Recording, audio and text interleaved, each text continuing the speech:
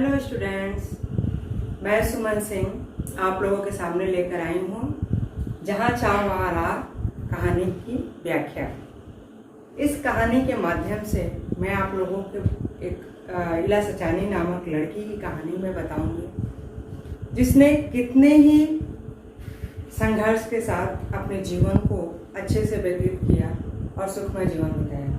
हम में से बहुत से ऐसे लोग हैं जो छोटी छोटी घटनाओं से घबरा जाते हैं और हार मान लेते हैं। इस कहानी के माध्यम से मैं आपको यह बताना चाहती हूँ कि हम सभी के पास सब कुछ होते हुए भी हमारे पास भगवान का दिया हुआ हाथ, पैर, आँख, नाक, कान सब कुछ है, फिर भी हम छोटी घटनाओं पर हार मान लेते हैं और घबरा जाते हैं।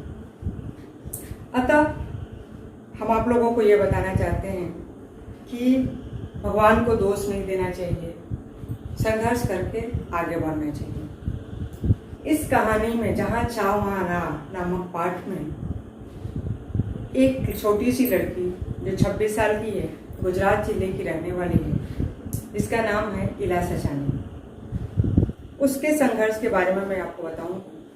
उस लड़की ने कभी भी सुख नहीं देखा। वो बचपन से ही भगवान ने उसके दोनों हाथ छीन लिए थे, जिसकी वजह से वो हमेशा दुखी रहती थी। अपने साथ के छोटे छोटे बच्चों को जब वो खेलते हुए देखती, कोई भी खेल होता है, झूला झूलना से लेकर के विषमृत, छुअम छुआ, थप्पा मारना आदि इस तरह के जो खेल होते थे, उन सबों के माध्यम से वो भी बैठकर चुपचाप उनको देखा करती थी। उसे भी अंदर से इच्छा होती थी कि वो अपने दोस्तों के साथ खेले, लेकिन वो नहीं खेल पाती थी। लेकिन फिर भी वो हारी नहीं, वो अंदर से टूटी नहीं, बल्कि वो अंदर से और अपने आप को मजबूत बनाती गई। धीरे धीरे वो बड़ी हुई। उसने अपने आप को दूसरों पर निर्भर नहीं बनाया, बल्कि खुद से आत्मनिर्भर बनाया। वो सब्जी काटना से लेकर दाल भात खाने से लेकर के हर काम अपने पैरों से वो करती थी। ये नहीं कि अपने वो माता पिता पर निर्भर हो, ऐसा कुछ नहीं था। वो सब कुछ स्वयं करने लगी और अपने पैरों से करते थे। धीरे धीरे वो कक्षा 10वीं तक पहुंची। 10वीं की परीक्षा में पहुंच जाते। फिर वो परीक्षा देने की तैयारी की। परीक्षा में वो सफल नहीं हो पाई। वजह उसका ये था क्योंकि उसके दोनों हाथ नहीं थे और उस वजह से वो लिख नहीं पा रही थी।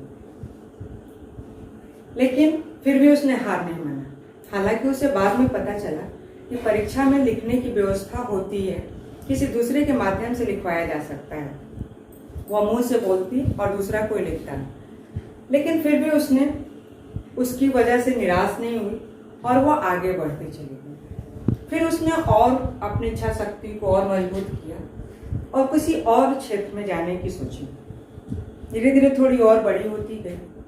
फिर अचानक से वो उसका क्या ध्यान जाता है, अपने ही घर में वो ध्यान देने लगी कि उसकी दादी और माँ कसीदाकारी का काम करते थे। कसीदाकारी आप लोगों को पता ही होगा, जो मैंने चैप्टर पढ़ाया था उसमें बताया था। कढ़ाई करना, जैसे साड़ियों के ऊपर कढ़ाई करना, कपड़ों पर कढ़ाई करना। तो इला सचानी जब इसको देखी तो उसने अपना एम बना लिया और उसने सोच लिया कि अब मैं इसे ही अपने जीने का सहारा बनाऊंगा। और फिर क्या होता है, धीरे धीरे इला सचानी अपनी दादी और माँ को देखते देखते उसने सबसे पहले क्या काम किया, सुई लिया और सुई को पिरोना सीखा। किससे? हाथों से नहीं, अपने पैरों से। सोचिए, जो काम हम अपने हाथों से करते हैं, इला सचानी वो किससे कर रही है? अपने पैरों की उंगलियों से। कितनी हिम्मत है उसके अंदर, ये चीज आप देखिए। और उसने पैर की उंगलियों से सुई में धागा पिरोना सीखा और फिर उसने उसी सुई से अपने पैरों की उंगलियों से कढ़ाई करना भी सीखा। और कढ़ाई भी ऐसी नहीं, बहुत ही कठिन कढ़ाई, जैसे काठियावाड़ी कढ़ाई, चिकनकारी कढ़ाई, बंगाली कढ़ाई, गुजराती कढ़ाई आदि तरह तरह की कढ़ाइयों में वो धीरे धीरे निपुण हो गई।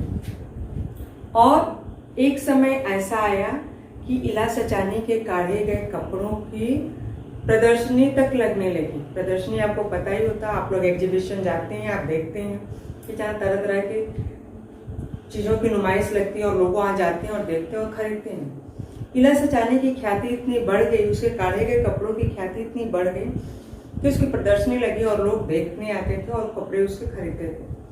उसके कढ़ाई में अपने माँ और दादी से जो सीखा उसने, उसमें क्या था? पुराने कढ़ाइयों को मिला करके, तरह तरह की कढ़ाई, अलग अलग राज्यों की कढ़ाई को मिला करके उसने उसमें भी एक नवीनता लाई, उसमें मिला करके कुछ उसने नया किया। और इस तरह वो क्या हुआ, वो इस क्षेत्र में अपने आप को आगे ले गई। तो बच्चों, मैं आपको यही बताना चाहती हूँ कि किसी भी वजह से किसी क्षेत्र में अगर आपको पराजित होते हैं तो उससे हार नहीं मानना चाहिए, उससे दुख नहीं प्रकट करना चाहिए, बल्कि अपने आप को और मजबूत बनाना चाहिए। आप किसी भी क्षेत्र में जा सकते हो, किसी भी क्षेत्र में अपने आप को आगे बढ़ा सकते हो।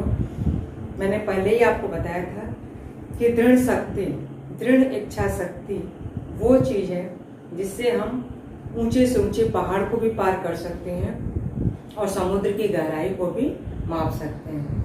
उम्मीद है आपको यह पाठ पसंद आया होगा, इससे आपको शिक्षा मिली होगी। धन्यवाद बच्चों।